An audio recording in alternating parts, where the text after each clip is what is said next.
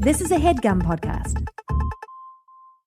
I don't remember what I said when we ranked this franchise, but now I'm confident this is the absolute worst one. It's Halloween Resurrection. I'm Andrew Jupin. Steven Sadak. Chris Cabin. Eric Siska. And we hate movies.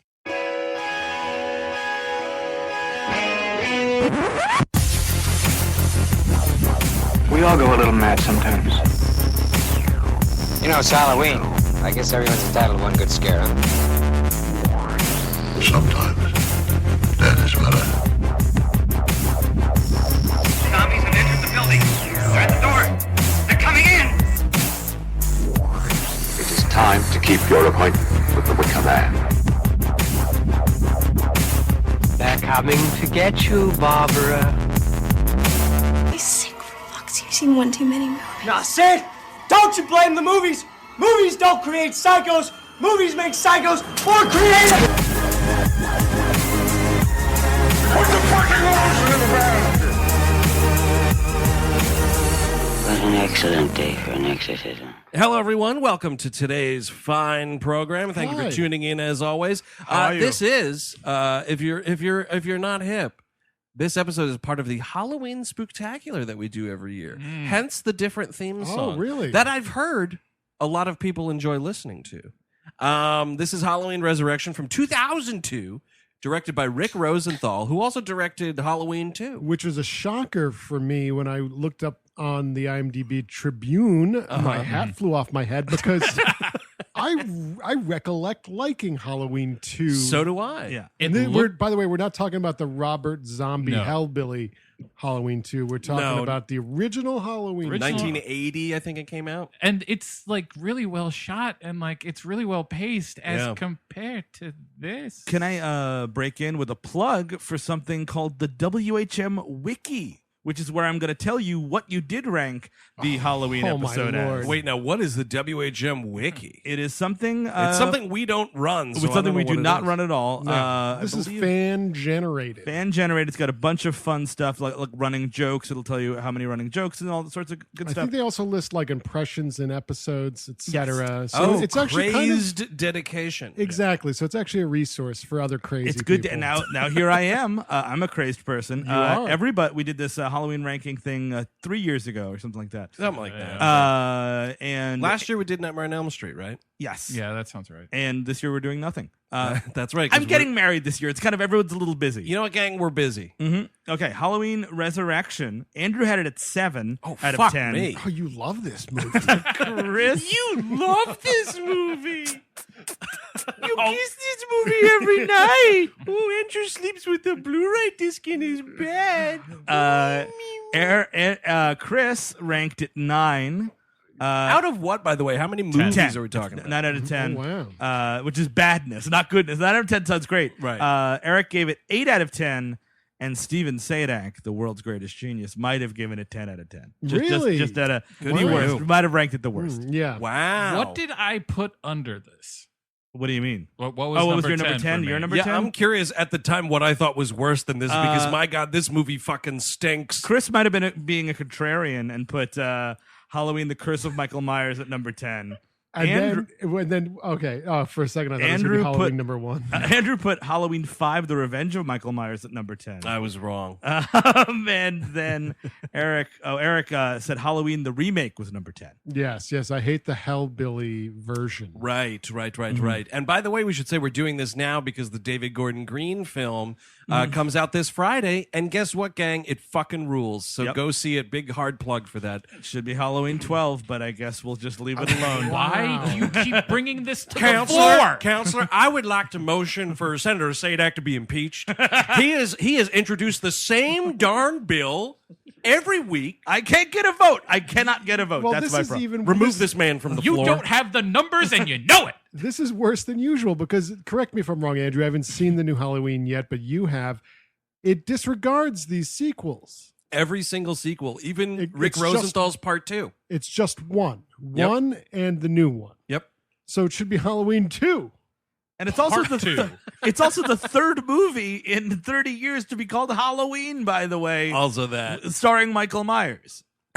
So just an FYI. Starring Michael Myers as himself. You bring me a bill that I can read and understand, and then maybe we get somewhere with Just this. give me a number. Clearly, your bill has been written by Big Movie, by the way. Well, also, H2O is a bunch of horse shit 20 years later. What the fuck does that mean? It means nothing. It's about water. I literally, I honestly, I remember it treading very water. clearly because I was a dumb kid. The internet didn't really exist that much. It existed, but I Came wasn't. out in like 98. You're talking about H2O, 98. Yes, I wasn't like. I literally walked into that movie like, oh wow, it's the 20th Halloween movie. Amazing. Oh, see, what this is why- achievement. This is why you want to do this fucking legislation. For Is- people like me. It's because of you're- the shame you carry for your Exactly, whole life. for being a fool. Dude, if it was Halloween H2O, but it was like Michael Myers on a cruise ship, or like he's at the beach. Definitely. Or That'd be Michael Myers amazing. just made of water. You cut him, water starts popping out. Fuck yeah, dude. Oh, he's just a walking water balloon. Pretty cool. So this movie, yes, it's 3 years after Halloween H2O. Everybody made a big deal about H2O. Well, because Bruce Davidson from X-Men is the main star of it. Oh, that gushy little mutant. He can't even walk down the street in America. Everyone made a big deal about H2O because it was like Jamie Lee Curtis returned to do this movie. Is this right after that? This was what came right after. So 3 years later, this movie comes out. 98, 2001. You could definitely tell the first one was made in the 90s and this one was made in the early aughts. Yeah, the aughts was a terrible time to be alive. And I've been looking back at the culture of that era. Like I recently watched Dude, Where's My Car for no reason whatsoever. Wow. We needed that war, dude. We needed the attack. We needed a clean slate. We needed to I'm sorry. I mean, this is terrible. I wish it didn't happen, but it kind of I don't know. I'm with Eric on this. Dude, Where's My Car? Have you watched that fucking thing? I saw it in theaters. Never have. If you want to hear, sure I will soon enough. If you want to hear Ashton Kutcher yell gay slurs. Yes, homophobic many. remarks. That's your movie. That's your resource for those audio bites. Sick. That's a Mike Pence Saturday night right there. Mother, we're watching Dude, Where's My Car again.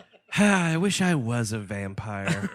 What does my horrible legislation say? Oh, it says sweet. What does yours say? Oh, it says dude. Sweet dude. Do you remember that scene in that movie? Yes, I do remember Where that. they had tattoos The on each back other's tattoos backs? that say dude and sweet. Yes. Mother, there's a curse word in this. You better bring out the hot milk. I'm not going to sleep tonight. I'm going to punish myself with hot milk. No, it's scalding milk. He's going to burn his little non-existent lips on it. So this is right after that. That movie was a sensation. It was a pretty big deal. It was a big deal. It was a big hit. Dude, Where's My Car? No, Halloween H2O. Oh, okay. Although I think Dude, Where's My Car kind of did all right in the video market. I don't know how they didn't make a sequel to this movie that was like just a sequel to that movie. Do you know what I mean? Like, Well, because I think they couldn't get her. And Yeah. the whole thing was she was contractually obligated to do like this one bit. yeah. And like, first of all, anytime you hear like contradicting movie things, Yeah. especially in this instance, I'm going with Jamie Lee Curtis 10 times out of 10. I Exactly. believe Jamie Lee. And she was like, this movie fucking sucks ass. And I thought the script was terrible and I was contractually obligated to do this cameo. And then you hear other people that are like, well, she was originally only slated to do 30 seconds, but she loved the script so much that she starred in the whole prologue. And it's like, dude, fucking shut up. There's only two options there. One, Jamie Lee Curtis is illiterate, which I don't believe it to be true. I believe she knows how to read. I think that's a safe assumption. So then it has to be a thing where she hated the script. Yes. Absolutely. And as well she should, because it's fucking garbage. So we start in a mental institution. We are told that her character, Laurie Strode, went there after the events of H2O, in where she takes an axe and cuts off what we're told in H2O is Michael Myers' head. But in order to continue this fucking sick franchise, Michael Myers apparently like he did a little switcheroo with an ambulance driver. This is what drives me nuts about this. The calculating criminal mind of Mike Myers, who is just a big lurching fucking killing machine. Yes. The like planning, the Kaiser Sozeing of the fucking But it also- just makes no sense. It doesn't make any sense either because I haven't seen that movie in a little bit, but I do remember like at the end of that movie, like they show you a flashback in this movie of like in the house, he breaks this dude's larynx, this fat guy's larynx, Yeah. and puts the mask on him. and like switches clothes or whatever. But at the end of that movie, like after the house, Michael Myers is still trying to kill her. And like, you know what I mean? Like they're fighting the whole way. Like, so why is this fat ambulance driver trying to kill Laurie Strode? As opposed to be, and like, I know he can't talk because his larynx is broke. Take your mask off, be a yo lady. Hi, I'm not your creepy brother. Exactly. And if you recall from the end of that movie too, like he gets pinned between like a tree and the ambulance or something. Yeah. And he's like reaching out for her or whatever, and she fucking cuts his head off. Yeah. If you're that ambulance driver, rip that fucking mask off, dummy. Oh, it's my brother Michael Myers. He gained 30 pounds in 10 minutes. That is the other thing, dude. I'm sorry, this is a fat ambulance driver. It happens twice in this movie. Not only is the ambulance driver fatter than him, the security guard at the mental institution, when they do it, is humongous, and fucking Michael Myers is a statue. Yeah, it doesn't make. Well, I love it in this flashback. It's a literal Scooby-Doo scene where like they take the mask off and it's this guy with this mustache. And it's like, Michael Myers doesn't have a mustache. And yeah, so like this starts with this narration. She's like, it's Jamie Lee Curtis. She's like, there's a tunnel we all go through. Mm-hmm. We walk through this tunnel. It kind of smells like farts. And at the end, there's a door, and the door creaks open. And behind that door, it also smells like farts. But that door either opens to heaven or hell, but both smell like farts. It's just like, well, like, what is this narration? You might as well be talking about farts because what is this narration? I don't even know what she's doing in this movie. Like, I do. Clearly, it's a contractual obligation, but like, what are we even? I'll tell you what she's doing. She's not taking her meds. That's right. She's putting all her pills in a pillow. Yeah. Which is like a Raggedy Ann doll. Yes. Also, she's doing, it's a strange tactic. It's called padding the runtime. Oh, I see. Because this is a strong 90. Yeah. And you could have gotten it down to an 85. You're totally right. I mean, the house subplot, or the house plot of this film, 65 tops. Mm-hmm. Really 65 tops. 30. There's like nothing. I love the two nurses at the beginning of this. Mm-hmm. There's like a new nurse who's on the floor and whatnot.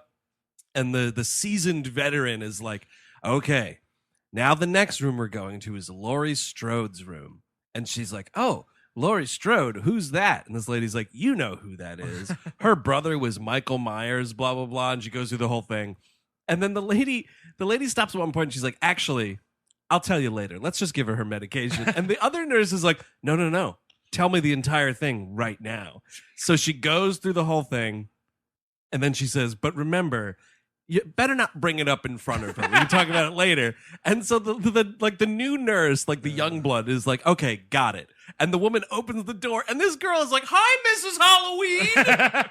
It's like, oh my God, lady. Loree killed the wrong man, huh? Nice. Can we talk about all the kids that died under your care? Yeah. Can we talk about that just for the okay? Real quick question. What happened to your son? Yeah. Huh? Where's that guy? Because that's the sequel, right? Josh Hartnett v. Of course. And or Michelle Williams, you know what I mean? Like, she makes it out of that movie. Yeah. Right? Okay. Yeah. You know, one of the two of them. Kid from Jumanji gets it pretty hard, he though. does. Oh, poor Good. But like, that's what I need. That's what. And how hard is it to wrangle Josh Hartnett in 2001? Very hard. That guy was hot back Is that then. right? Well, that was what? Pearl Harbor? 40 Days, 40 Nights. Oh, that movie. That's a fucking stay tuned and a half. That's the movie where he cannot jerk off. Yeah. And it's quite the trial. Yeah. Yeah, it's really something. I think I remember one thing in that movie. He has a fantasy sequence where he's flying through a desert. Oh, yeah. And all the mounds are just tits. We're just flying over tits. And it will truly be a planet of tits. Josh can't be in the new Halloween movie. He's doing that tit movie across town. He's doing Tit, the motion picture. My son turned into a tit. Just like Gary Oldman's son turned into a tit. And they never recovered. Honestly, though, like the well dried up right after that, though. So like Hartnett should have done this, man. Because listen, you get involved in that like the world of horror. Like the move. If you can keep it churning, you got the fucking conventions, you got the pointless sequels. You could make it work. Look at Danielle Harris. Hartnett's going to conventions probably at this. For what? Pearl Harbor? Yeah.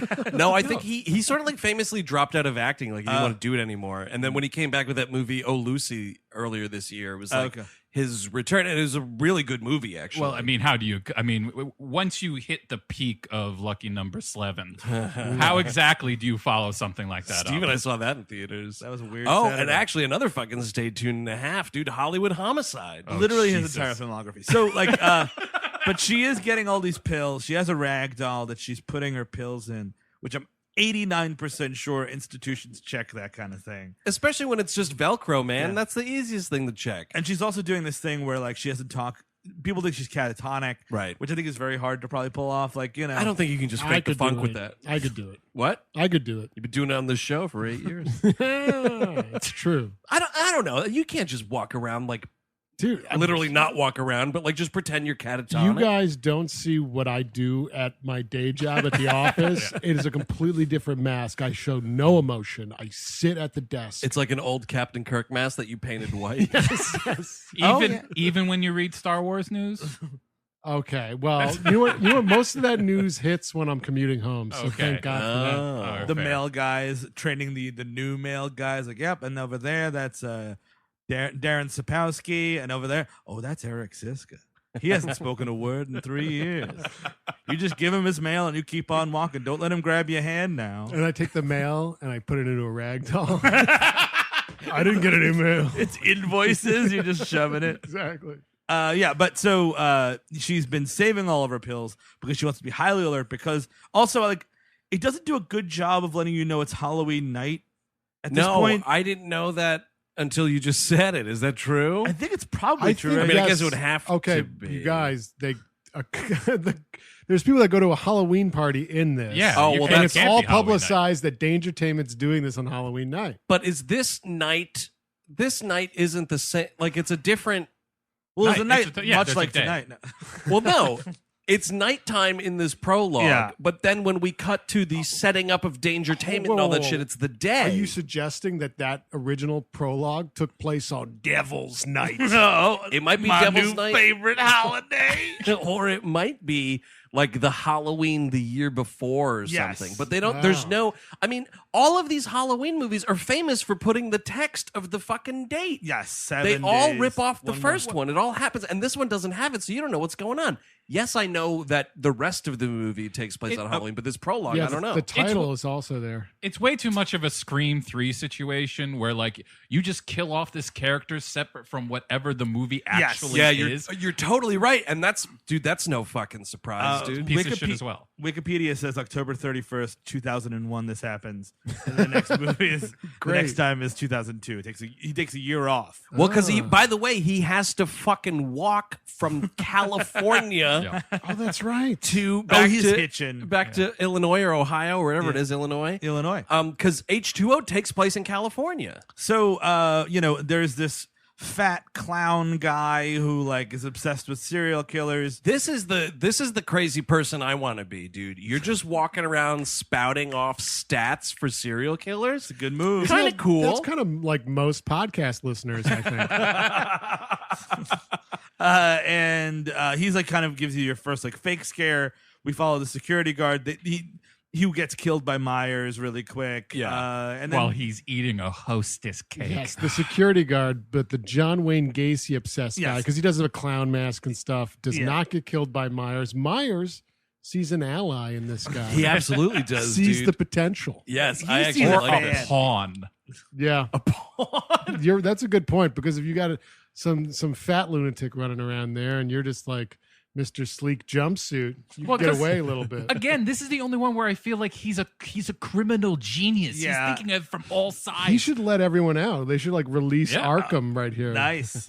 This mask doesn't look very good, does it? It looks fucking awful. It looks really. What is his so hair? awful. What is his hair on this thing? It's all like tweezed out and shit. Yeah. And obviously it's not the same mask. Like that's the weird thing of like, Well, he's got to buy a new one every year because it gets covered in blood. It smells like shit. exactly how many hardware stores is he breaking into to steal these things? Is he ever shampooing this thing? No, or like dude, trying to no, know? Okay. No. They're I think now it's a thing where it's like they don't explicitly. I mean, I guess they kind of do. Like Michael Myers at this point in this movie is like a pop culture thing. Yes. Like now in the world of these films, like we'd have a fucking Netflix crime doc series on this guy or making something. a Myers. Yes, we definitely would, right? My favorite Myers. And then they come out with the fucking bullshit second part that nobody wants. Dude, what are we doing with that? I don't know. Oh, Making a Murderer Part 2. Oh, is he still in jail? Oh, yes. Well, thanks for playing. Would you like to watch 6 hours of that?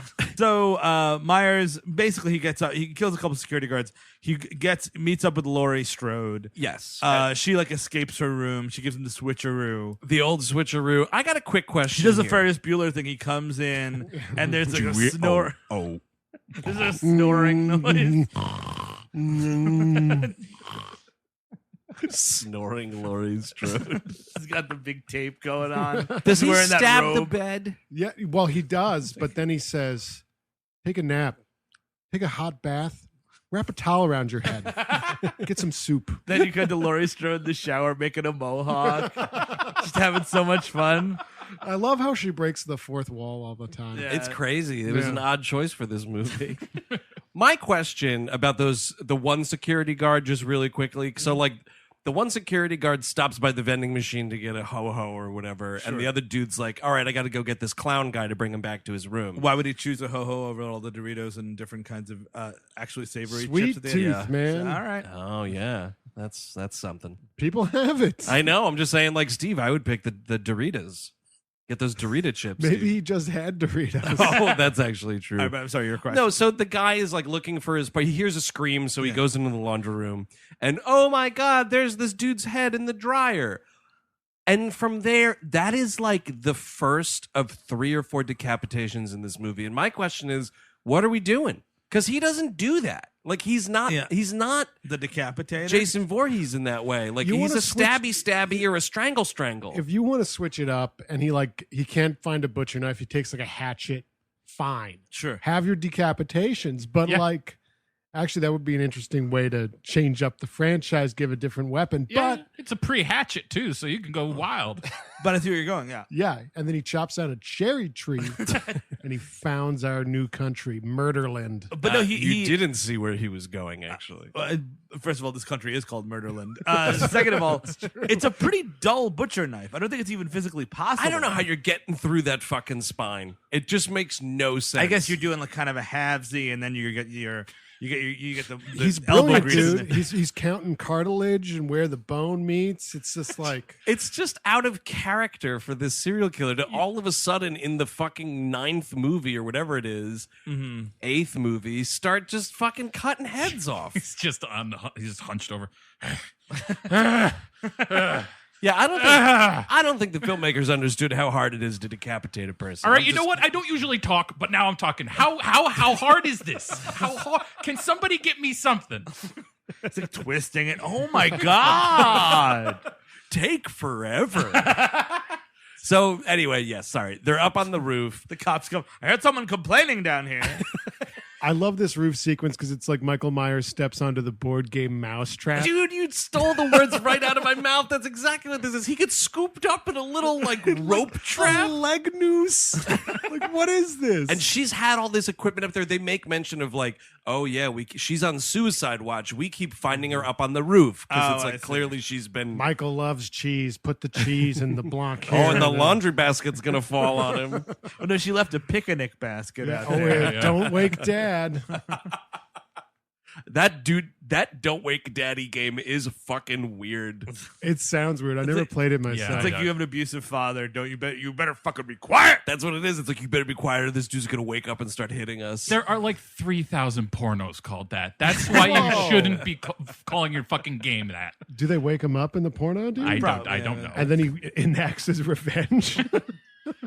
So he's upside down, held by his own leg, and she's like, "Here it is, Michael. We're all going to hell tonight." And she's ready to kill him, or she's ready. And here's the thing: she thinks she's just going to drop him off this roof, and that's going to be that. Like this dude has been like Superman. Yeah, he's been shot 1,000,000 times. Yeah. He's a Rasputin. He's not dropping him from a building is not going to kill him. Yeah. But then she has like it's this, and I didn't notice it until this time watching. I've seen this movie a couple times. It's like, oh, the last time I tried to kill him, I accidentally killed this other guy. Yeah. So, don't want to make the same mistake twice. Now I have to see that it's him. Maybe she was like, all right, I'm going to cut this rope. And because she's been like planning for so long, she cuts the rope. He falls into a box that has a bunch of spikes in it. Yeah. Then you go down, you run downstairs really quick. He's impaled on all the spikes. You close the box. You put a lock on the box. Yeah. Then you put grenades in the box. That is the Michael Myers ending. You're going way overboard. All you have to do is burn him till he's ash. That's all you have to set him on fire, and he's nothing. No, he got set on fire in part 2. We're gonna put Michael Myers wait for him to be in nothing. a lockbox. How big is this lockbox? Is No, my it's question. like she gets it from like a magician store. You know or what like I mean? a torture factory. A big and tall magician store. Listen, the first movie opens. Halloween Resurrection. Pans down to a magician store. Oh, what's this? What's going on here? You're intrigued, aren't Right? you? Exactly. It's something different. She buys the lockbox. Yeah, like a David Copperfield thing. It's Right. on wheels already, probably. sure. Right. She gets the hatchet for the hatch someone in half trick. Oh, see that box you're looking at there? Looks like you're peeping the Tower of London model. Oh, you're calling from a mental institution. Okay, that's the 5th one we got this week. Sure, we deliver there. All right, so yeah, what are you talking about? What's the dimensions of your assistant? 6'4", 280. Ooh. Oh, that's got to be a problem. Oh, sounds like a custom job there, pal. Can't even fit you in the O2. David Copperfield just got it in, by the way. Very nice. We call that the Andre. Now we got something. If you had something like a 5'4" petite lady, I got oodles of stuff. I got clearance racks. Lady, normally magicians just put tiny girls in boxes. Don't know what you're planning here, but it sounds interesting. This is like an Addams Family situation, or what are we doing here? Okay, just came in special order. We're calling it the beef box. Oh, man, I want to die in the beef box, dude. Come down, pick it up. You need a forklift. If you got a truck, you're going to need a truck. It's either for Michael Myers or Rush Limbaugh. Either or. Oh, I'd love to stuff that fat fuck in a beef box. So it does not happen because, like Andrew was getting at before we went on the stupid tangent, she was worried. You mean great tangent, by the way. She was worried about, oh my God, what if it's another fat guy with a mustache under this mask? Also, because the one nurse is like, yeah, she killed the wrong guy. Father of 3. I was like, come on. Listen, we got to stop acting like fathers are more important than other people. That's Honestly, actually true. You know? She killed the wrong person. Oh, you know the guy she killed? You can believe how bad this girl is? She killed some guy who came in a girl and then made a baby. You believe it? The guy had sex 3 times. He had sex at least 3 times. She killed him. She killed a guy who had sex at least 3 times. What a tragedy. Exactly. So Anyway. But yeah, she goes up there and whoops. When she gets there, he grabs her, and now they're both hanging, and the rope breaks. The rope breaks. Like they're both hanging from like a ledge or something. Yeah. And like Michael's about to chuck her off the roof, and she kisses him really quick, and she does say, "I'll see you in hell," and jumps, which is, I think, a pretty good ending.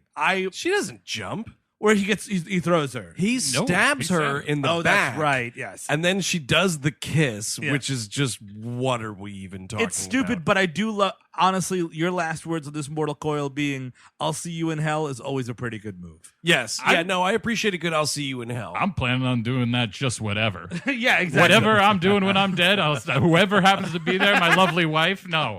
I'll see you in hell. Because you know, Cabin, that's where you're going. Yes. Yeah. So it's like, if I see you there, I see you there. And I honestly expect everybody to be there. Or at least, visitation rights. Yeah, You come down. Yeah, see old I want to Chris Cabin. pre-book a little bit. Kayak that. Yep, this is "I'll see you in hell," Northern California's premier magic shop. Bobby speaking. What kind of box you need? Don't need a box. We also got a chicken box now. It's good for choking in.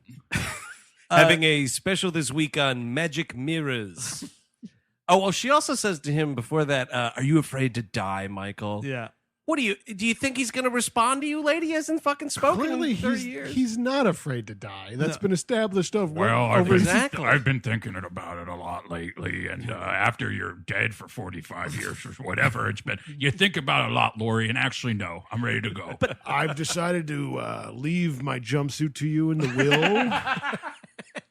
But the thing is, I don't understand why they had to go through these gymnastics about she killed the wrong guy. Like, he always comes back. Like, if this movie just started and Michael Myers came back from the last one, no one would blink an eye. Like, oh, he's back. But I think they felt the Because of the need specifically decapitation? because of the decapitation. Because I remember at the time when I saw the movie, I was like, oh, fuck. Well, no one's ever decapitated Jason. Well, I was like, wow, what a 20th Halloween movie I just saw. Can't wait to go back and watch the other 19. Or it could be like that X-Files episode where the guy grows his head back. Oh, shit. Yeah, that would be something. Just make him undead. That's what they did with Jason. And at the end of this movie, they kind of hint at that. A little bit. And so he pulls himself back up. She falls down like through all these trees. You see her. It's referencing the shot from the end of the first movie. She's laying there. She's dead. He goes back downstairs. He passes by this dude. I think his name's Harold, the clown guy. And this is when Harold starts spouting off. He's like, Michael Myers, born October 9th, 1957. There it is. He's a boomer. Of course he is. Look how much he's destroying people's lives. Of course he's a boomer. And he starts reeling it off. And what he does, do you recognize this though? Did you catch this? He makes reference, Harold does, to part 1, part 2, and then jumps all the way to part 20. Yeah.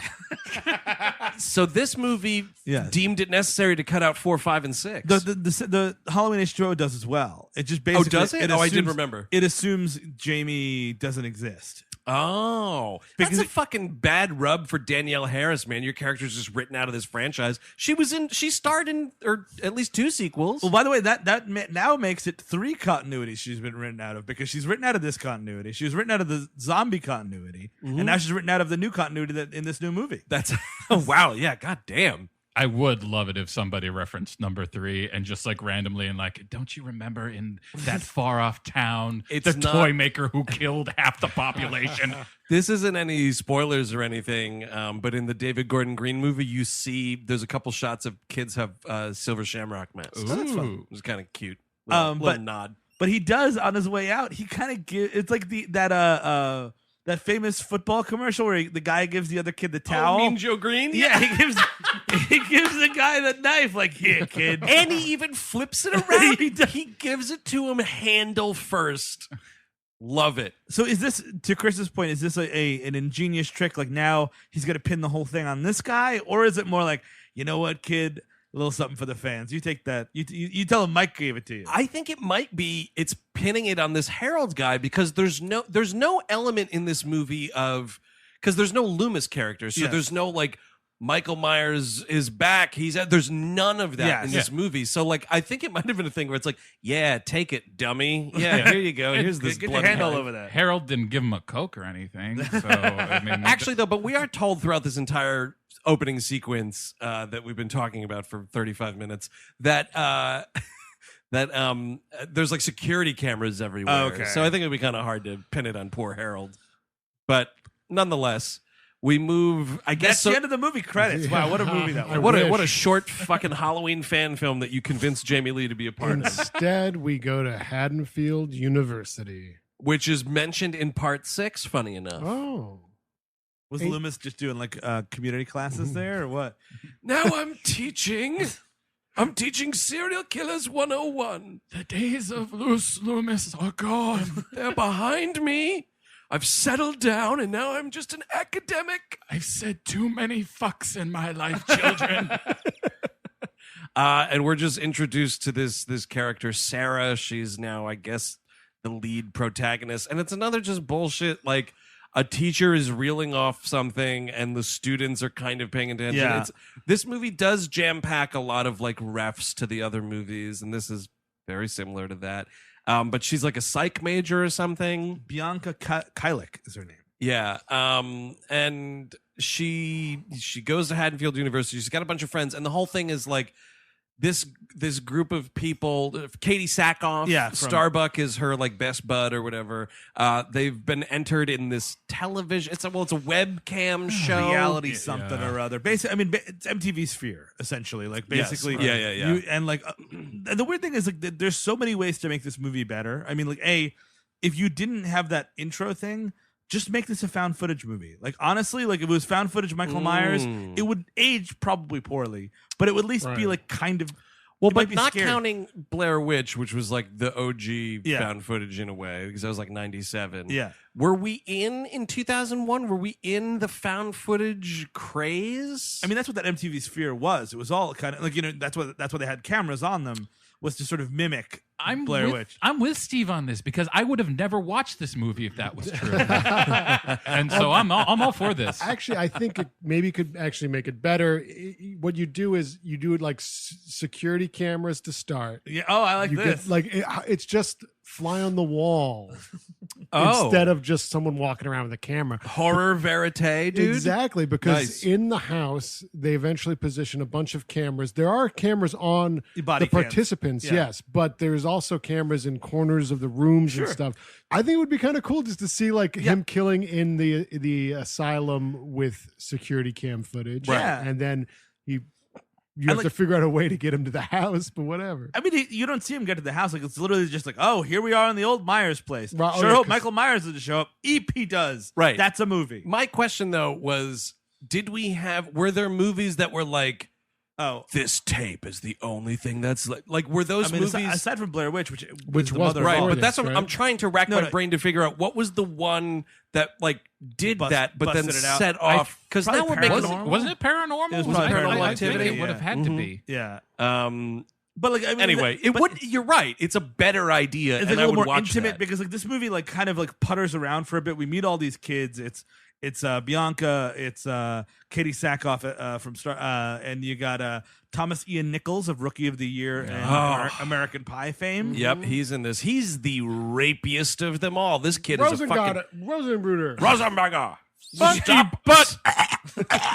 Stop harassing these women, Rosenberger. And also, Sean Patrick Thomas, for some reason, gets it a credit, a special appearance by Sean Patrick Thomas, like he was Marlon fucking Brando. Do you know why? Why? Because of all of these people, motherfucker had the best agent of the bunch. I guess so. Because listen, it's an appearance. Just like everybody else appeared in this film. There's nothing special about it. I am honestly surprised they didn't say Save the Last Dances and his name. They could have done the full one if they wanted. Because that's it. Like, that was a pretty big movie for the time, but come on, man. What are we even talking about? Special appearance Tyra Banks, maybe. Like, you know what I mean? Or like special appearance Busta Bust, dude. No, he gets first fucking billing. Yeah. Tyra would be the move because she's not in this a lot. Yeah, so that's a special appearance. Sean Patrick Thomas is just one of the kids in the movie. Yeah. You know what I mean? Like, he's like, it's like Katee Sackhoff and him are friends with Sarah. Then there's Thomas Ian Nichols is the rapey guy. There's some like scumbag RD guy. He's from Rectify. He's the lawyer from Rectify. That's the only thing I know. Oh, wow, really? Yeah. And then there's like a brainy girl as well. She has the unfortunate critic. She has the unfortunate last name of McCrackin. This actress's name is Daisy McCrackin as Donna. Yeah, that's McCrackin. Right. That's Bill Murray in what was that bowling movie? Kingpin. Yeah, Kingpin. Oh, that's right. Ernie McCrackin. Yeah. This woman, Ms. McCrackin, right? Ms. McCrackin was in 3,000 Miles to Graceland. Ooh, Stay tuned. boy. Stay tuned and a half. Busta Rhymes is running. It's a web show. It's not on television. No, not at all. It's a web thing. Right. So update your real player. Listen, 2001. That's what we were dealing with. It was not even really possible. Like it was. Yes, tough. I remember. It was tough. Even seeing it in the theater at the time, I was like, "How is this working? How cool of an internet connection do they have?" If you were downloading it from LimeWire and it was going at a good clip, You could probably stream it at the same time. Sure. But I don't know the website you go to do this. The quality of these things, like, there's no lagging at all. Like, the cameras go out sometimes, but it's got nothing to do with the internet connection. It's got everything to do with, like, a fucking body fell on it or something. Remember that documentary, We Live in Public? Yeah, absolutely. That was really great. Yes. So That's a big recommend, actually. Yeah. And that's very like big mid-late 90s, like, webcam shit, but it looks like garbage, as it should. And Michael Myers is only in a little bit. Only in a little bit. Yes. In the club scene. No, I like this is great for this art installation. This guy just standing there. I love it. What if that's what Michael Myers does on his like the other 11 months? He's a great artist. He's just like a quiet painter. You know what I mean? Landscapes mostly. Thomas Kincaid type of shit. Yeah, exactly. Fucking little cottages. He's sitting across from Marina Abramovic. Or whatever. Yeah, exactly. And then every Halloween, it's like, oh fuck, got to put the boots on again. I mean, this is how I make my money, so I can do the dream job. It doesn't pay off. I got to do the thing that everybody expects me to do, and then I can do the stuff that I love the other 11 months. He's just walking around that party in Midnight Cowboy. Makes perfect sense. Can I take your mask? So Busta Rhymes is running Dangertainment. We're understanding it is. Wow. I realized. See, if it was going to be that, you should have gotten mystical. Why? Danger! Oh, shit. You're right. Thank you for the reminder. I realized when I saw this movie for the first time that it's very entertaining to hear Busta Rhymes say two expressions, aw shit and motherfuck. Like, the delivery on these two is good. Fabulous. I don't know what the push for Busta Rhymes was. Like, if it's the Busta Rhymes movie, make it the Busta Rhymes movie, because like he's in this first scene and then he's in the last 40 minutes and it's really the Busta Rhymes movie, but like there's a big chunk in the middle and he's Stevie's got a show to produce. I guess so. What was the movie recently? He played the older brother to somebody and he was really good in it. Because I was like, otherwise... Call Me By Your Name? Or? Yeah. He's in Italy. It's a nice time. Call me by your name and I'll call you by mine. Oh, shit! I mean, like, yeah, he was like okay in Narc. Yeah. But they were pushing him for a while. I mean, he's not a bad actor at all. Not at all. But so, we meet everybody. We're about to go to the thing. We watch Busta Rhymes in his hotel room watching Kung Fu movies. Very important, gang. Yeah. Holy shit. Not only is he watching Kung Fu movies, he's narrating his life at all times when no one is around him. He is just narrating his own life. It's awesome because he's doing that and he's watching it and he's like, oh yeah, like, look at this dude. This dude's whooping these guys' asses. Yeah, all while he's smoking a cigarette. And I was like, I know, I'm watching the clip along with you. Yeah, Thank and you. then he's like, oh, wait, someone's knocking on the door. Who's knocking on the door in this hour? And I'm watching these whoop-ass movies. Dude, he is... Guess I gotta get there. Gonna move my left foot. I'm gonna move my right now. Oh, God, Now left I'm- one again, now right I'm one. fully walking to the door. I'm gonna put my eye up to the peephole. I'm gonna ask who's there. I'm feeling like I have to piss. I'm going to take a piss. I'm going to walk over to the bathroom and piss into a toilet.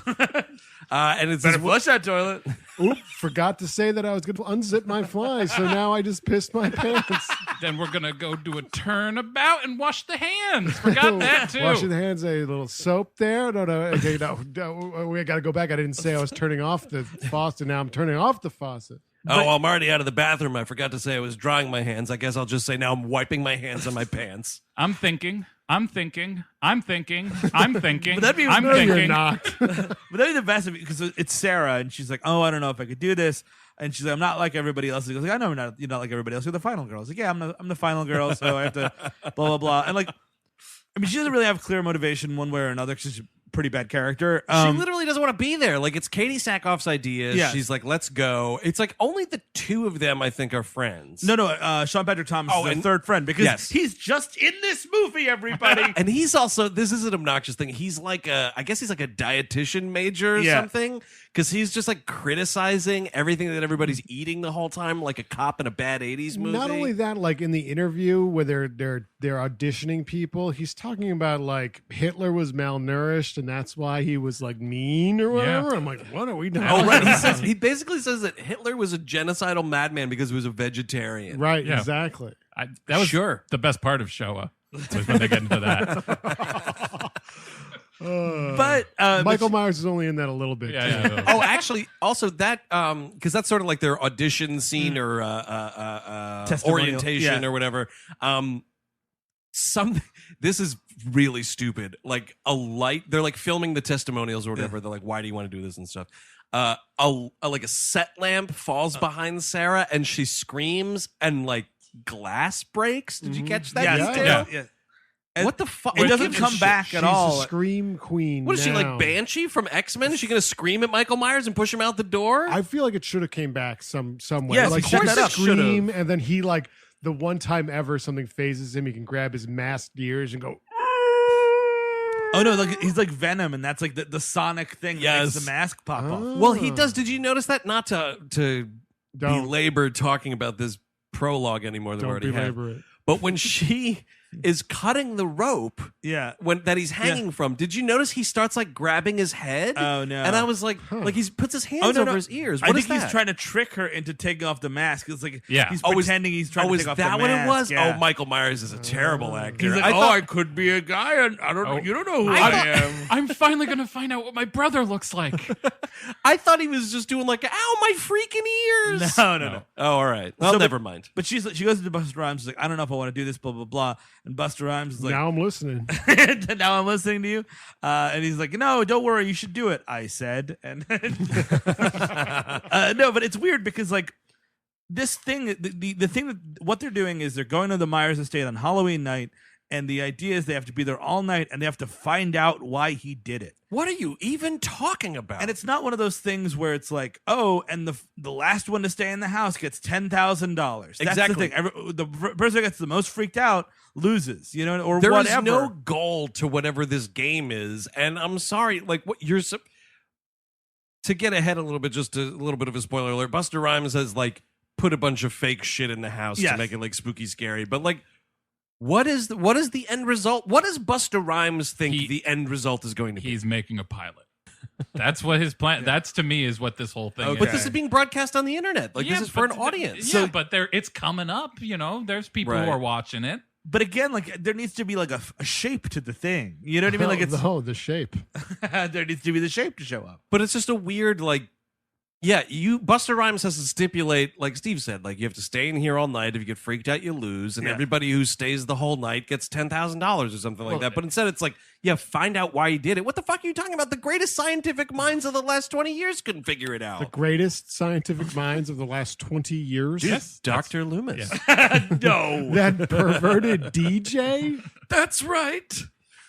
I'm going to figure out why this boy killed all those people and also look at some rad tittage. Oh, I failed miserably, haven't I? Oh, boy. Not at the tittage, I didn't. But the thing is, this whole franchise loses everything that Loomis is gone.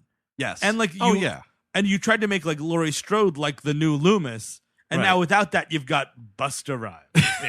So now those struck out. It's Busta Rhymes. You got Busta Rhymes watching some old kung fu movie. Because that's something that all the movies have in common is that it is about him and like where he comes from and his mythology. This it's just like, okay, he's there, he's killing people, but whatever. Sarah's supposed to be a psych major. She should be the Loomis stand-in, doing like a penny to Busta Rhymes' Inspector Gadget, correct?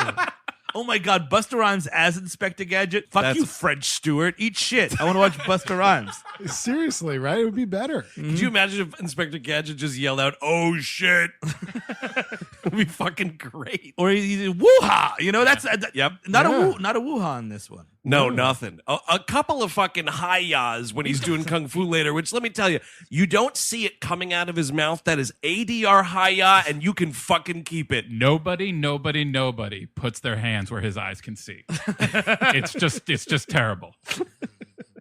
So they get to the fucking house, and Busta Rhymes is like, "All right, everybody, I will see you guys tomorrow." One of the camera guy gets killed by Michael Myers.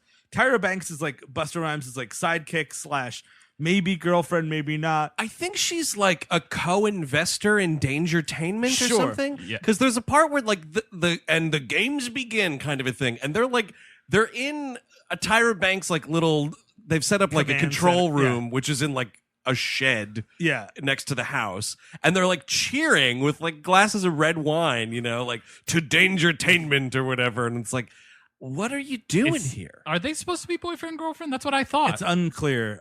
They seem to be. Yeah, they're pretty chummy. My favorite part of the whole movie is Tyra Banks is telling some like doughy camera dude to set up a shot. Yeah. And while he's doing that, she's making herself like a latte. It's disgusting. And she's like dancing This is like around. a full frappuccino, man. We are right in 2002. Dude, yeah, we are making a specialty coffee drink that is topped with not just a huge thing of whipped cream, but she gets like a sugar daddy candy bar and like dumps it in it. I was like, God damn it. And I'm getting diabetes just looking at And that. she's just having the best time of her life while this guy gets impaled by his own equipment. It's so funny. This dude, they're doing like a full-on fucking Peeping Tom reference here, which is pretty great. Where did you get this fucking tripod with the knife at the end of it? Yeah, I don't know. That dude brought it from home, man. From the estate sale of that movie that happened fucking 40 years ago? Really great movie, by the way. It's great, Incredible. but Yeah, dude. What are we Peeping Tom. talking about with that? And like, oh, that dude has a fucking horrendous line too, because he's talking about like Tyra Banks is like, just fucking shut up and set up these cameras, and he's like, high angles are scary, low angles are scary, medium angles are not scary. And she's like, fuck you, do your job. He's like, I went to the same film school, Steven Spielberg, blah, blah, blah. And I'm like, yeah, you're working on fucking Real Player, the television show, buddy. And as much as this stuff is of the time, some things never change. They fucking strap their camera to her ass. Oh my For God. This Yup. fucking dance thing. Big Lord time. Almighty, do they ever? That's something. And yeah, she's just listening to like early aughts R&B, making this drink while this doughy dude gets murdered. By the way, we cannot lose track of one of the creepier parts of this movie. That weird fucking high school freshman that's catfishing Sarah via chat rooms. Oh, I love this. Who never comes in contact with the rest of the movie. What a pointless. You want to talk about padding shit. I have to ask Eric this. Yes. Were any of your usernames ever Deckard? No. I wasn't as obsessed with Blade Runner as I might be today. But Oh, yeah, okay. it's a shame. So Yeah. no, this is not based on me. I That's was what you're wondering. asking. I was just Time wondering a cop little bit. 6969. Well, yes, exactly. Like we cut to this dude and his buddy, dude, man, yeah. his buddy's like laying in on him because he He's wants pretty to pissed. stay. He wants to stay home and watch this webcam series that his internet girlfriend Sarah's going to be on. And this dude's like, buddy, you're a fucking loser. No, man, it's Mickey Stern's party tonight. And that's when I was like, oh my God, Mickey Stern. Well, of course you got to go. But it's they're college freshmen, not high school freshmen. Oh, I thought they were high school freshmen. Because I think they're in a dorm at this first scene, right? Yeah, that's a dorm. Oh, okay. And he's like, oh, yeah, we got invited. No freshman's ever been invited to this party. And he's like, well, yeah, that's because your sister got us in or something. And I'm like, you guys aren't characters. The movie is like miles away from you. Yeah, no, these literally guys and figuratively. need to come in contact with Michael Myers, or else they should not be in this film. Like, well, that's what I didn't understand. Like, are these guys matriculated at Haddonfield U? Yeah. Are they in the Haddonfield U That would dorms, be or is this guy in like fucking Yeah, that's a great- Nevada? That is a great question. We do not know. I think he's at Area 51. But it would make, if he was at Haddonfield U, you would think that he would have met up with this girl. Yes. Yeah. But And like, I and don't then know. ran to the house to like save her. I was misremembering this movie. I was like, oh yeah, here's this kid who like sees the webcam Yes. and then runs to the house. That would make sense. Nope. Well, that would be great if like you built a character out of this kid where he does go to the same school as her and he Yeah. knows who she is. Yeah. And he sees her, but he's just too nervous. He's he's Right. scared, so Too he doesn't creepy, do it. yeah, yeah. Yeah. And I mean, but like no, nothing like that happened. But he also like represents like that whole gang at the party. Yeah. It's like the audience. That's what you're supposed to be. Yeah. Usually that character or those characters are in the action. Yeah. They remove them completely. No one leaves the Mickey s- Stern's birthday party. I mean, or Halloween party. I think that's how fucking sick this party is, dude. You expect it to converge, and somebody's like, well, isn't that right next door? And then like Michael Myers throws somebody through the thing, and Yes. now we're doing Right. something. Yes. Now we're Anything making a like movie. that. Well, it's I like mean- if there was in Empire Strikes Back, if the whole movie like you keep cutting back to John Ratzenberger watching like a control tower, like I don't know, Luke's been on Dagobah an awful long time. That would be amazing. Busta Rhymes, as the games begin right here, he's like pushing them all into the house. He has a great line. He goes, let the Dangertainment begin up in this motherfucker. I was like, yes, Busta Rhymes, more of you, please. Also, here's a thing. Is this legal? Great. Who owns this house? Who owns this house? But the other thing that happens is what you find out very early on. All these kids go in. They lock them in. No one is allowed to leave, which I do think is illegal. I think you have to be able to leave something. You don't have to think about it. It is. Locking a bunch of kids in a fire trap, might be a problem. But here's the thing. What is it? What's the permit sitch for Dangertainment? Well, Illinois law. I don't know. I think Rod Blagojevich was governor at the time. His famous let 'em burn bill. Well, also, how about a good old fashioned throw a chair through a window? Yes. Yeah. What are we doing? Try. That's the thing. Try, because then if it bounces off, Busta Rhymes has some line like, "Oh yeah, I put fucking bulletproof glass there for whatever. I want to watch these kids burn to the ground." But like, there's a porch on the Myers house. You can throw the fucking chair through the window and get. What are we talking about? The door is locked. So the kids start dying one by one. First, one dude. I'm sorry. Because one dude. Please. He says, the scuzzy like music major guy says to the redheaded woman, "You've got great legs. What time do they open?" Yeah. And I was like, bring on Michael Myers anytime now. Well, their whole banter thing is one of the more annoying parts of this movie. Like it's so late 90s Kevin Williamson nonsense horseshit. You're right. My least favorite line in this entire movie, and maybe any movie, which is like, "You're a music major. If I slept with you, that would be tantamount to lesbianism." And I'm like, the flying fuck is anyone talking about? What does that mean? What? No, you can't. It's that Kevin Williamson thing where it's like smart, quirky quirk, and like it literally means nothing. But at least Kevin Williamson's smart, quirky quirk shit made sense. Yes. No, the whole point was that somebody said lesbianism. And tantamount. Tantamount's a fun word. Tantamount's a big word, yeah. Tantamount to lesbianism. Sure. Which is like... on the road to, I guess. We're on the road to he's a lesbianism. woman? Like, I don't... What? If you were to sleep with a male music major, you are sleeping with a woman. But what does the music major part have to do with it? know What if he majored in sculpture? Shut up. It's because he's not a footballer. So the first one to go is Billy. He tries to scare Katee Sackhoff is like the party girl who's very ill-defined. Katee Sackhoff, you could tell, did not really have a handle on whatever they wanted this character to be. Better movie, by the way. It's all the kids. Here we go. You switch something out. It's you get another Battlestar Galactica person in there. Edward James Olmos as the old professor. Yes. And now it's like, "Come on, Michael Myers, you son of a bitch. Let's go to hell tonight. You think you're hot, motherfucker? You think you're hot, motherfucker?" Wait, this is on a webcam? That motherfucker's... His username is Deckard? I was in that goddamn... Move your fat ass. And then the rest of the movie is just almost in fucking Myers going at Yes, it. a 3-hour fight. Everybody else leaves. It's just them. Throwing each other through walls. Edward James almost looks like he's wearing a mask anyway. It'd be two masked people fighting each other. It'd be great. Michael Myers is about to kill Edward James Olmos. Like, wait, let me look and see under the mat. Wait, that's your face? Oh, he's pulling at the mustache. Thomas Ian Nicholas is like sexually harassing Katee Sackhoff through this entire movie. He's like, "Come on, flash for the camera. You'll light up 1,000 screens, baby." I also had I was in American Pie, by the way. I'm kind of always jerking off. He's also like, "You'll be famous. You Yeah. you could become a newswoman," which is like her motivation in doing this. Flash your fucking tits at the webcam. I had a false memory here that she fucking kicked him in the balls when that happened. Okay. Better move. And I was like, well, why didn't you do that? That should have been in the screenplay. Give that dude a swift kick to the nards. And then he looks in the mirror and Myers is there. He rips him through the mirror and stabs him in the head, I believe. Yes, it's a big head stab. But this is another, like, you're not fucking Jason Voorhees. What is with the face through the mirror? What are you doing? It's almost as if the people who wrote this thought that they were writing a Jason movie. Yeah.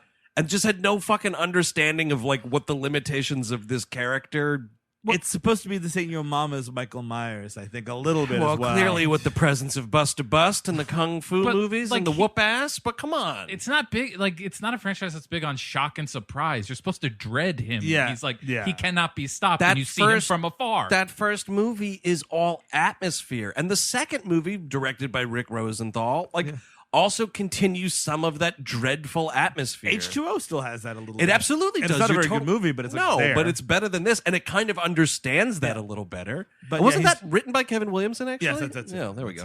Bet you lesbianism in that one. So I know what you're all dying to hear. Yes, they do get to Mickey Stern's party. They decide to go as they're dressed as Pulp Fiction, as Jules and Vincent. Yes. I got to tell you, Eric Siska, this was the most surprising part of the movie for me. Yeah. Because the dude that's dressed like Jules, I was shocked he was not in blackface. I true. was like scanning for blackface. It's clean. It's still not the best couple costume you could do as two white kids. No, sure. But he's got the afro, and he also puts an afro pick in there. I'm like, you didn't see that movie, you motherfucker. Well, Samuel L. Jackson does not have an afro pick in his hair. He also doesn't have like a fro that big. Like this dude's wearing like a fucking undercover brother wig. Well, it was President of the garbage. One of the people actually calls him out. I give that credit to this movie that somebody's like, "Are you serious with that costume?" Oh, does somebody say that? Somebody has a line like that. Well, the I one think kid, it's Michael Myers. He oh looks my God. through the computer. Oh, well, you know, at least you're not in blackface. I'll give you that.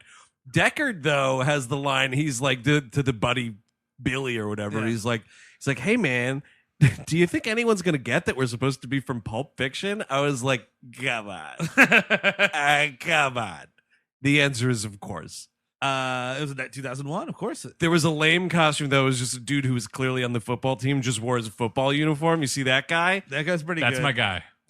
Well, no costume. That is a Chris Gavin costume right there. You just wore a shirt from home. My favorite costume. So they go to the party, and Deckard is like, "Oh man, but it's Sarah," because he's been messaging Sarah forever, and like she's like, "You're gonna watch my big show, right?" And he's like, "Yes." By the way, they're communicating via Palm Pilot in this film. That's what that was. I kept calling it a Newton.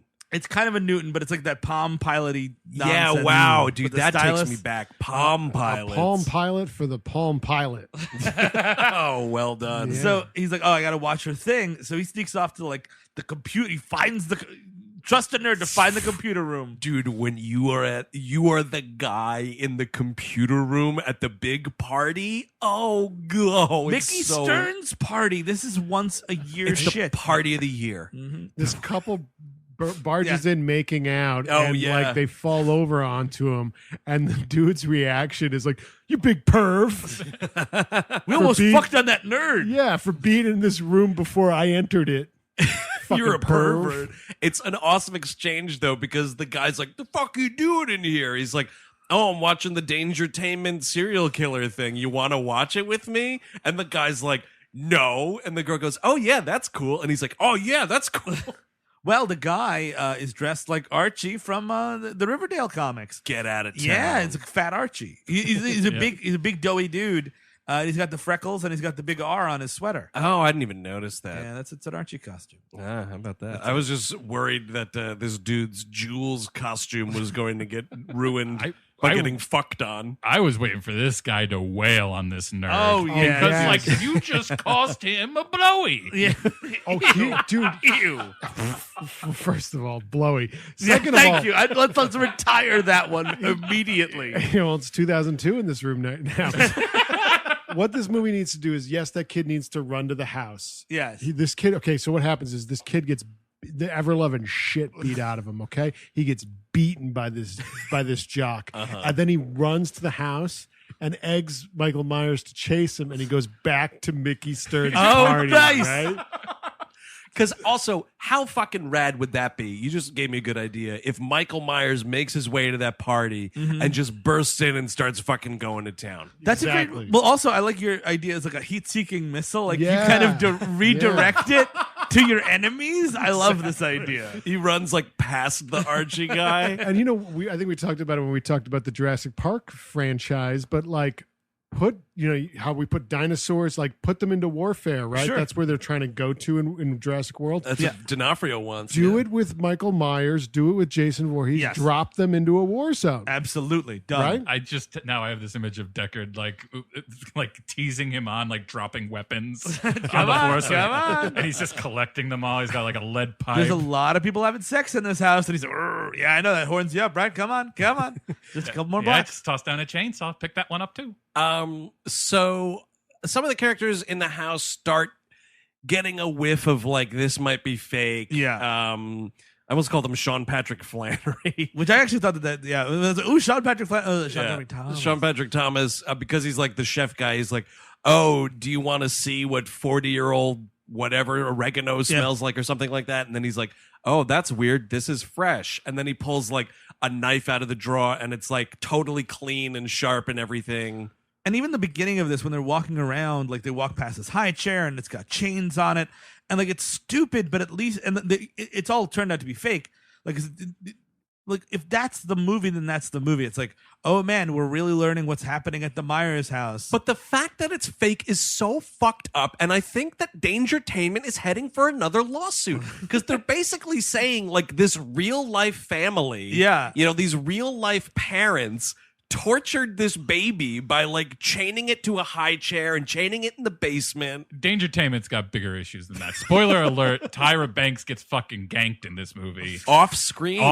Don't even see it. It's a shambles. There's no way you get Well, that. I mean, what is Busta Rhymes' exit strategy after this fucking disaster? I think he has to acknowledge that it was a total failure and move on. Like, he's an entrepreneur. He'll find another thing. At the end of the movie, he plays hero. Yeah, that's how you have to do it. You have to just pretend that you solved the murder problem. That's right. He'll be getting, invites to conventions and shit. The key to the city. Busta Rhymes is not getting the key to the city. Really? Not for Haddonfield? I mean, I feel like if you create a dangerous situation and it goes bad. Well, he didn't create Michael Myers. No, but yeah, I don't know.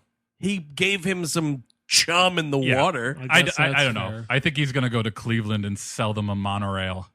Oh yeah, he's gonna go to Cleveland, and then he's gonna set up a new webcam house. It's like, this is where Harvey Picar lived, guys. It's so fucking creepy. Let's see if you can survive the night. I'm still here. I'm not dead yet. I'm just working on another book. I don't know what you guys are doing in my fucking house. So then there's all this weird shit about there's like all these fucking basement chambers and whatnot. So musician dude and critical studies major redheaded woman go down to the basement, and she just decides to turn on a dime and get down to fucking. Yeah, she's like, I don't like you. I hate your guts. Hey, I'm taking my shirt off because it's a movie. Right. She's Donna, by the way. Yeah, and I think the other dude is Jim. They fall over a bunch of fake scary skeletons. They don't fall over shit. A wall falls on them. Oh, that's right. Like they're getting down. Like they take off their little headsets and whatnot. And one of them is still conveniently placed so like the internet broadcast can see this. Again, by the way, trouble for Dangertainment. Now you're just broadcasting pornography. That was cut the to point. it. Cut. Make the wall fall. Make the wall fall on Did them. you have an adults material fucking warning up top? I don't think think they did. so. It's the internet, dude. It's all pornography. Everything is secret pornography on the internet, including this show. We just said blowy earlier. So he's actually toasting with Tyra while this is happening, while they're getting down. And this is the mission. The mission of the show is to show. Yeah, you get a bunch of horny whatnot. teens in a bunch of rooms. Somebody's going to blow somebody. I'm just saying, I don't think you can broadcast penetration without some kind of notification. That'll tell you where close-ups. The camera is right. I'm not saying there's going to be close-ups, but the camera is right there. It's a perfect angle to film all of the fucking. Well, no, Dangertainment clearly is going the way of Girls Gone Wild. That's after all of this. That's where you have to go sleaze, hard sleaze after this. But can I tell you guys the funniest line in this for me? Absolutely. Amongst all the silly bullshit he's strewn around the house, one is coloring books. Yes. And like they're like colored all outside the lines. And like they pick it up and the line is, this is all wrong. And they're meant it as like, oh, this is a disturbing mind at work. But I'm like, I thought they were saying, oh, there's not colored in the lines at all. Her hair should be yellow. That doesn't make it. That's rainbow bright. I thought it was going to be a thing where like Sean Patrick Thomas like looked at like the copyright on this coloring book and was like, copyright 1999. What the fuck? Yeah, but no, it's not. So all the stuff falls on them. He's like, oh man, these are fake corpses. I'm gonna go tell somebody. Made in fucking Taiwan is what he says. And Donna's like, oh, there's a weird tunnel. Let me go down it by myself. And she goes and she finds rats that Michael Myers was eating, ladies and gentlemen. That's right. Well, we're told from the very beginning, dude, from the first film, that he ate that dog.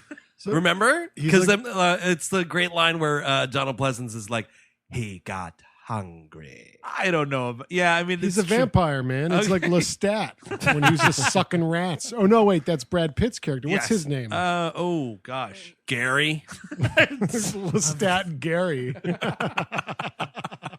It's like Tomas, maybe. Whatever. Doesn't matter. No, it doesn't. I'm just saying it's another cinematic rat suck. And Lewis or Louis. That's what it is. Louis. Yeah. Here's how you know that fucking Dangertainment's in deep trouble. Is because he makes this fake wall with all this fucking body parts. He saw the hole with the rats and the fucking little place where a psychopath was hanging out. I think it's a thing where don't we see that there's like a second wall that falls over or something? Yeah. Like that? Oh, that's well, because also, and like the music guy finds like a key that they put in the floor and it opens this door that they go down. What? Just what? But I think it's a thing you're supposed to assume at this point that he's just been back living in that house for a year. He's just been hanging out. He's just been hanging. Eating rats. Chomping on rats, coloring. Making his way through Infinite Jest. God, all these fucking footnotes. This is pointless as shit.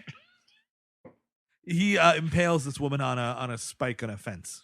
Oh, right. Yeah, Donna eats shit. The dude, the other guy there, Jim, he gets it's a good old-fashioned Jason Voorhees head crunch, I think. Well, because this is when Jim runs into Busta Rhymes dressed as Michael Myers. Oh, right. And there's this really pathetic moment where he's like, and then basically everyone left in the house finds Busta Rhymes and like, hey, this is all fake. This is all bullshit. He's like, yeah, look, we'll just shine it on. He's like, don't worry. We'll all make well out of this. Because of the profits. I'm like, what profits? He says, this is just really dumb, this line. He's like, I've made an arrangement so that by the end of this, we all make a lot of money on the back end. I was like, the back end of this Real Player broadcast? What that is over with? About? He's going to send it to the cabal of 8mm freaks. Machine's going to buy this for like a cool mill? All the really rich people that hire Machine. I think that's just a line for him to like get them back on track. And then afterwards, he's just going to be like, yeah, that didn't pan out. My backer fell through. Yeah. But so this is when Katee Sackhoff dies. She finds actual Michael Myers and she thinks it's not. Yeah. She's like playing around with him and he cuts her head off and it rolls down the stairs. He kicks it down the stairs and I'm like, again with the decapitations. What are we doing? You can't have two decapitations in a movie. One fell swoop. Yes. Yeah. No. Like he's got a guillotine for arms. Yeah. It's so stupid. It's a butcher knife. Even a cleaver, that would be difficult. Yeah. And what's awesome is they're watching this on the web broadcast. Now, like, Deckard has this whole huge... The computer room was filled with the entire party, and they're watching this shit go down. And, like, everybody's watching it as if it's like a horror movie. I wish Busta Rhymes could have seen this, because this was his dream. Yeah. You know, this was what Dangertainment was built on. No, this is not what Dangertainment wants all those people to go back to separate computers. Oh, you're totally right. You can't be ganging up on one stream, man. That's right. Yeah, that's helping my numbers. What a fucking ripoff. You're By totally the way, you're right. not allowed to play We Hate Movies. It's only one in headphones, FYI. Oh, really? You have headphones. If you're with a buddy, that buddy's got to have headphones. That buddy's got to have headphones. Separate devices, separate streams. And body cams. And body And cams. Separate body and we got to broadcast it on We Hate Movies. We got to do our own haunted house thing, right? We should. Right? Dangertainment right here. It's just us talking about movies that we like. Or we can go back to where I grew up. Yes. Oh, yes. man. You were actually chained to a little child seat. Yes. Steve Silt uses a high chair when we go out to restaurants. But it's ridiculous because, like, so the head gets kicked down the stairs and everybody's like, yeah. And Deckard's like, no, I think that was real. And then the people in the house are staring at it like, is that I mean, do you think that's real? I'm like, there's a fucking head there. Come on. But I love Savini couldn't even pull that off. Nope, I can't. But what I love is he calls up the cops and he's like, "There's something going on at the Myers house." Blah blah. He's like, "Yeah, I know it's illegal to call the cops for a hoax and blah blah blah." Right. But like, I imagine it's like that old Wiggum bit where like everyone is calling the Illinois police, and it's like, yeah. Not a woman was decapitated on TV. Gotcha. What's that? Whatever, Mr. Jackass. I'm going to write it up on my invisible typewriter. Yeah, exactly. Officer down. Yeah. A head was crushed on let me write this down, the internet. Okay, great. Whatever that is. I just feel like if you call the cops like, yo, somebody got decapitated at this address, you have to send a unit out there. Like, yes, one exactly. guy has to go out there and be like, "Hey, Busta Rhymes, the fuck is going on?" Also, it's the house that like shit happened at that one time. Condemn the house, by the way. Absolutely. Condemn Do us all a Raise it. favor. Bulldoze it. Yeah, totally, dude. Salt the earth. Yeah. Start over. Look at a dog park. In memory of that dog he ate from the first movie. Exactly. Name it after that dog. Yep. Oh man, he just comes back. He's got like all these bags, and he just shows up. And like, "You've got to be fucking kidding me!" The Puddles Memorial Dog Park. Oh no, I have no home. Oh man, yeah, homeless Michael Myers. That would be awesome because then it's like, oh fuck, he has no anchor anymore. Yeah, sure. You know, now he's just a wild man going wherever. He could go to Jersey, then he meets up with Jason. Or California. They should have done this first. They should have gotten rid of the house before he went to California. That's actually true. So yeah, we're going around. By the way, he does head crush the one kid. yes, he squeezes that dude's skull. I gotta say, this is another fucking black eye for Dangertainment, not for nothing, because now you're just broadcasting death videos. Yeah. Now it's just snuff. Mm-hmm. Like Busta Rhymes, I feel, at the end of the day, he's like, yeah, I'm the hero, blah, blah, blah, and he walks away. The litigation is right around the corner. A wrongful death for any of these kids. Wrongful death lawsuits, probably a bunch of stuff from like the town of Haddonfield themselves. Mm-hmm. This dude, he's doing time. Those contracts they signed, I'm not 100% there was a lawyer who put them out. Yeah, no, I'm no. gonna be Fucking honest Lionel with you Hutz, here. dude. Yeah. You just sign them. There's an You gotta be awesome a scene. star, don't you?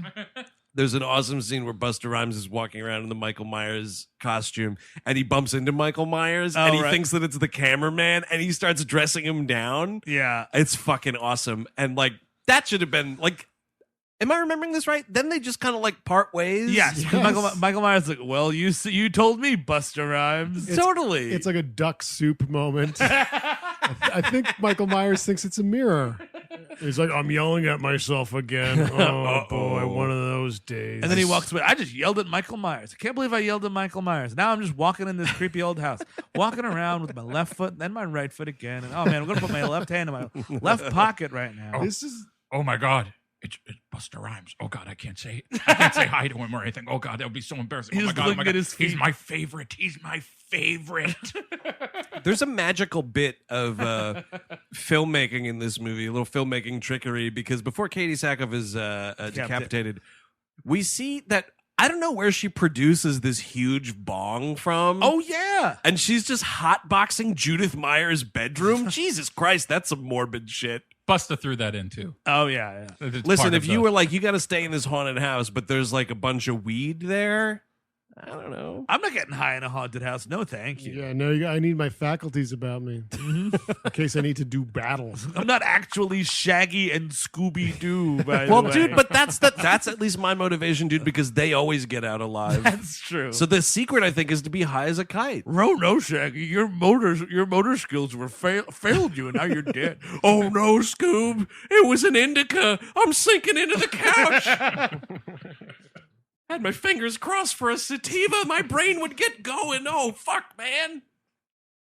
Now it's just a bunch of murdering for the most part. Sean Patrick Thomas, in a special appearance, by the way, uses two knives and starts like trying to cut up Jason because he's like, Whoa, oh, whoa. Oh, I'm so sorry. Oh my god. Shit. Oh my god. Is everybody okay? Yeah, I'm Keep glad it we in. pumped Keep the- it in. They have to know. I'm so they glad have to know. we pumped the brakes for that one. My God. Michael Myers. There you go. Because oh man, it's apples and fucking hand grenades with those two. They're so different.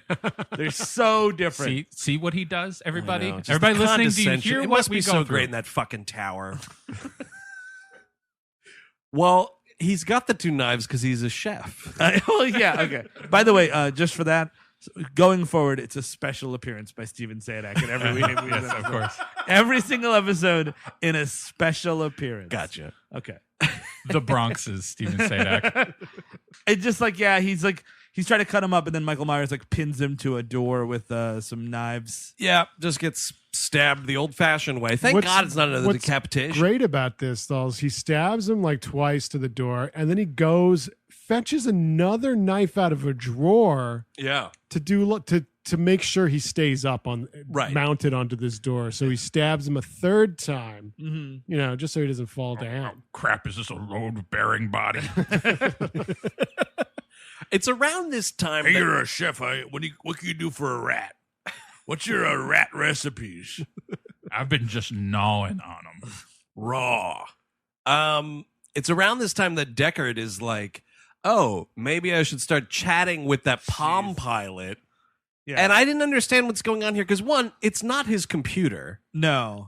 And then, two, so is he using the Dangertainment chat? Is there a chat interface? No, I think he's got a secret Palm Pilot that he's also texting. I thought he was is he? clickety clacking. That's a good question. Maybe it's it's an AOL Instant Messenger, and he's using it on the computer, and it's sending it to her. Right. Yeah, I think he can text from the Palm Pilot, but he's just doing that for the stream, I guess. I don't know, but he starts giving messages to her he's like the eyes and ears in the house, directing her where to go. Be more helpful.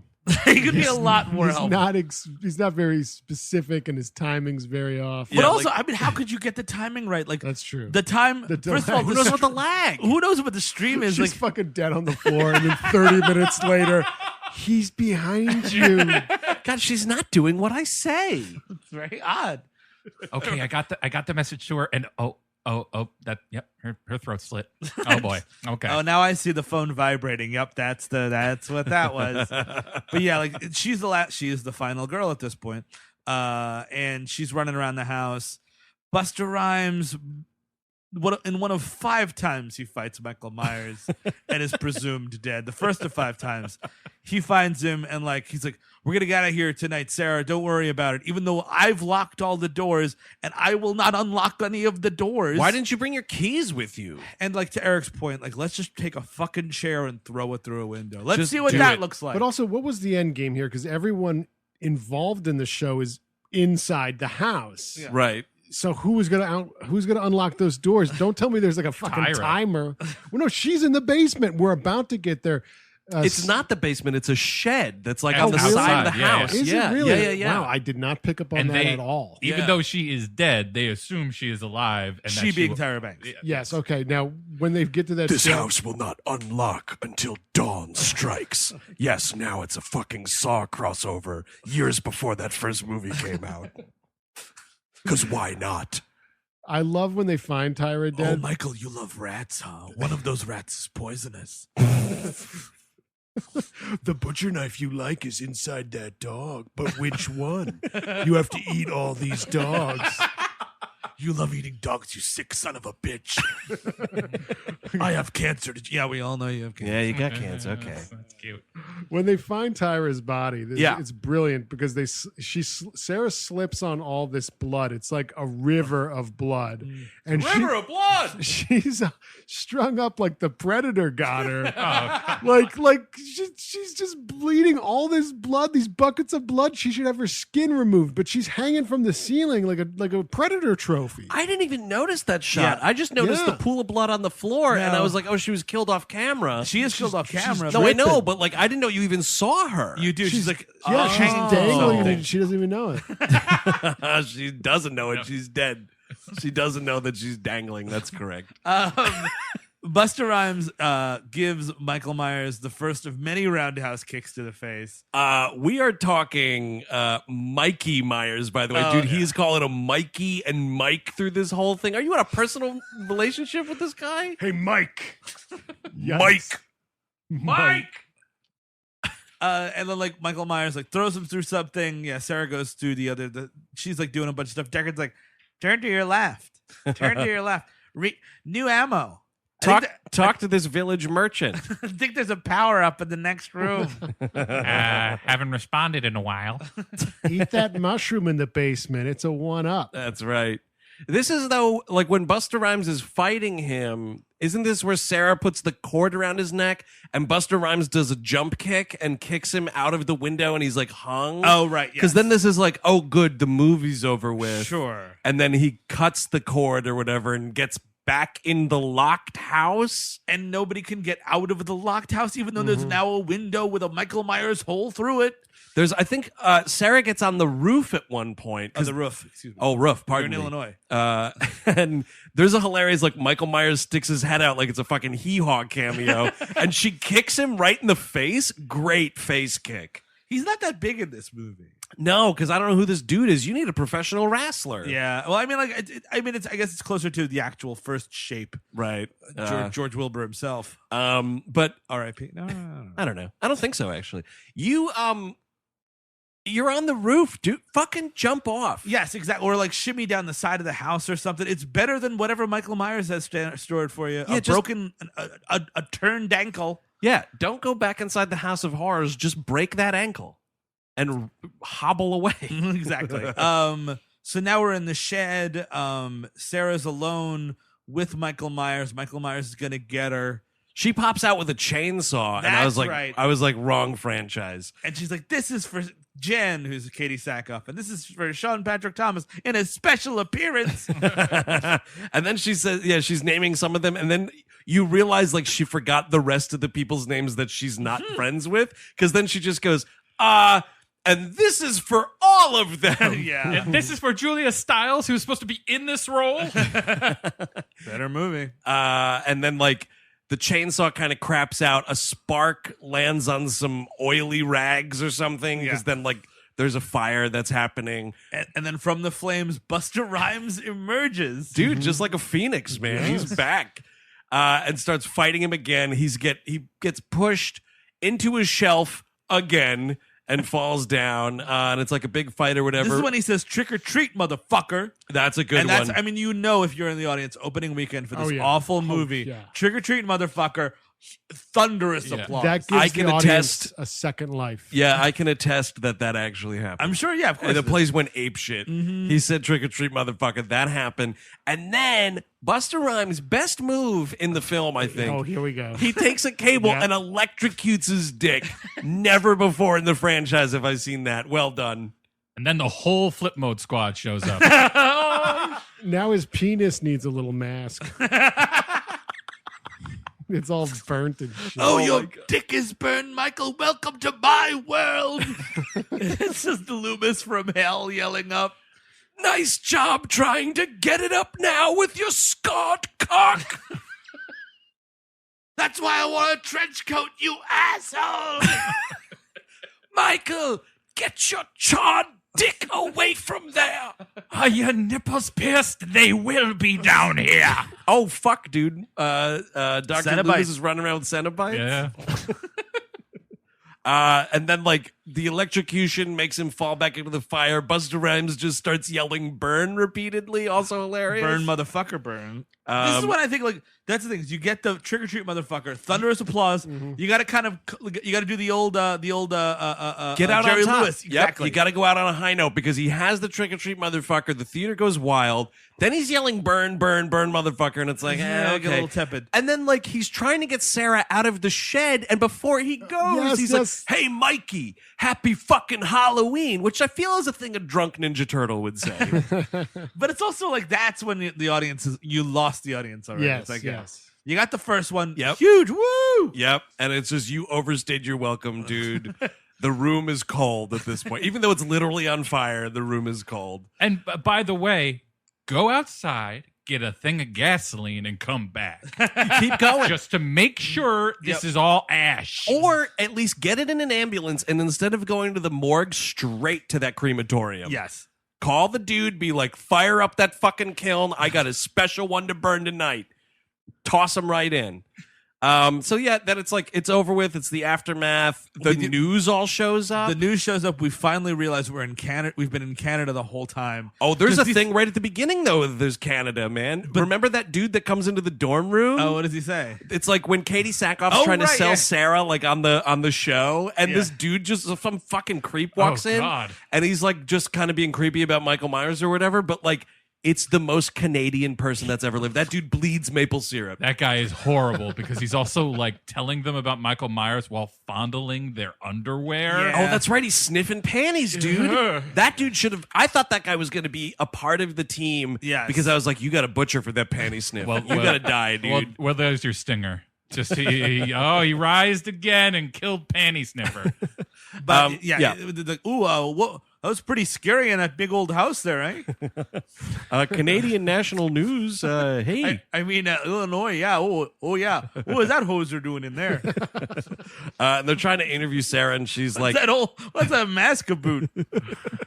She says, she just utters, "Thank you, Decker." Yes. Oh yeah, and he gets a little boner. Yeah, it's like ping.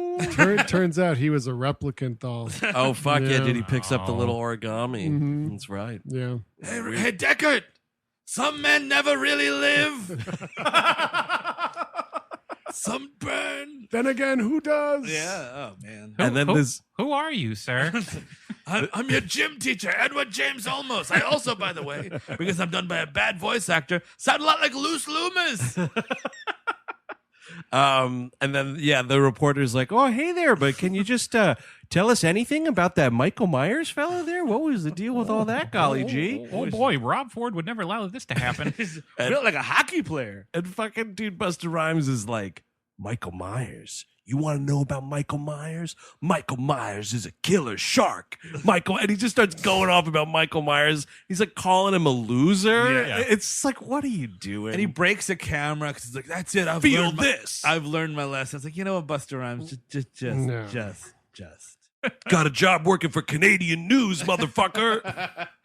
He'd have to. Oh, he would hightail it to Canada after this one. You have to, dude. He is unhireable. And. So they go. He does morgue go to the prologue. Go to the morgue. Epilogue, my friend. Oh, excuse me. Yes, epilogue. I'm drunk.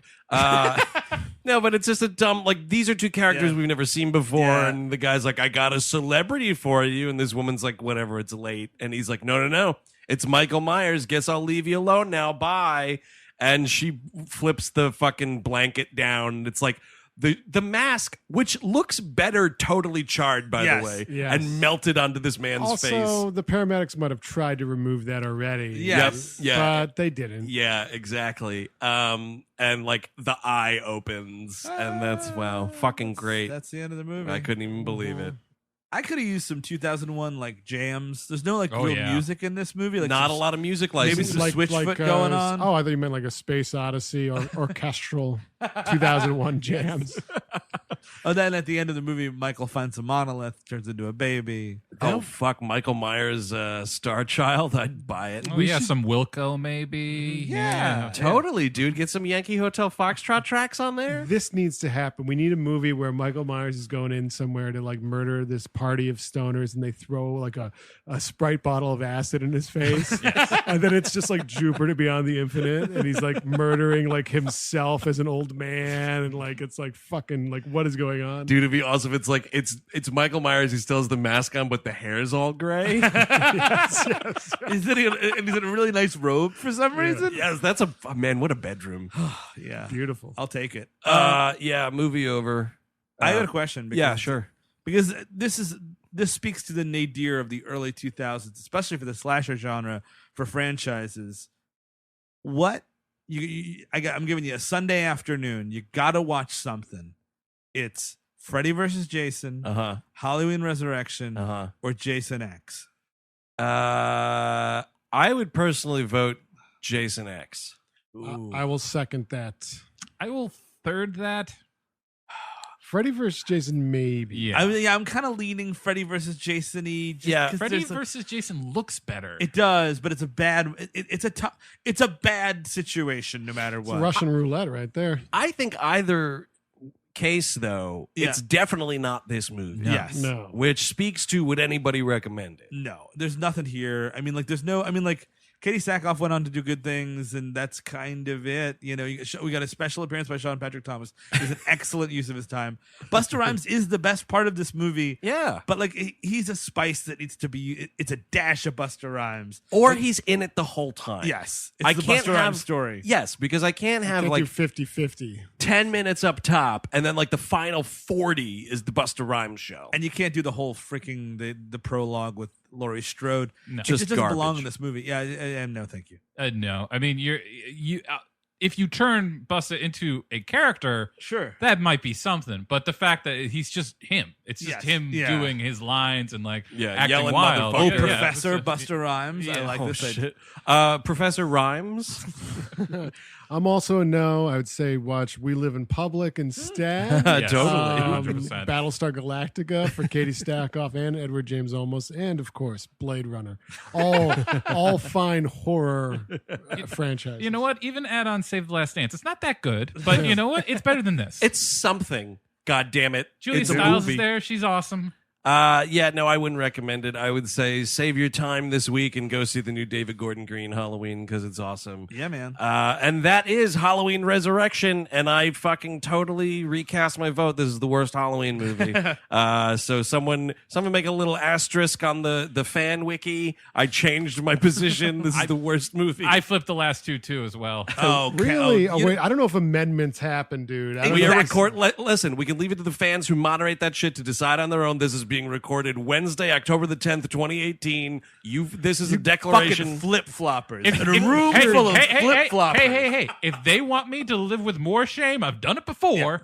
Just Here's you want what to talk about my happens. legislation? You can't fucking hold a fucking position. See, this is the dangerous part about adding an amendment to the show is because then Steve's going to quickly like staple on his fucking crazy legislation, and then we're going to have the floor vote.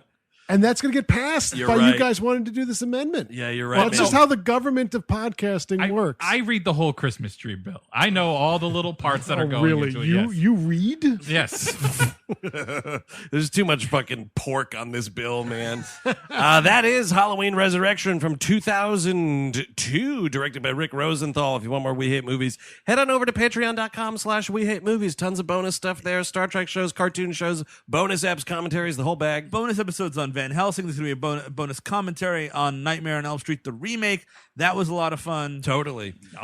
So go check all that stuff out, or find us over on the HeadGum Network as well. Rate and review wherever you download your podcast. That would be greatly appreciated. The Halloween Spooktacular rolls on. One more week? Two more weeks. My goodness gracious. A blessed 5-week October. I love it. Steve Sadak, what's coming up next week? Oh, we are going to the WB staple of actors with Urban Legend. Oh, yeah. Oh, dude, I rewatched it recently. It's stupid fun. It's a lot of fun. It's also very Williamson-y. Yes. I think he might have wrote that, or maybe did something, he? maybe I it had think something to so. do with it. Oh, we'll find out next week when I actually do research. There you go. So until then, I'm Andrew Jupin. Special appearance by Steven Sadak. Chris Cabin without the ego. Yeah. Eric Siska surprised that Steve does research. Take it easy.